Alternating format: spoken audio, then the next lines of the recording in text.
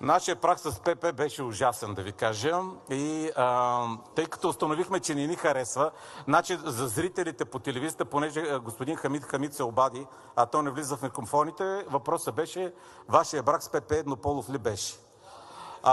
Не, първо нямахме брак. Второ, тъй като те се оказаха много шевлива булка, ние ги изоставихме и, как да кажа, разведохме се по бързата процедура, защото булката трябва да има някакъв морал.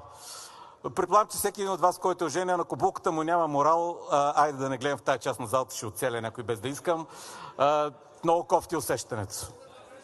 И затова ние с тях не сме, но пък вие явно нямате, как да кажа, някакви притеснения от това, че булката вишава навсякъде и е склонна да обслужва двама вместо само един, тъй като сте тройна коалиция.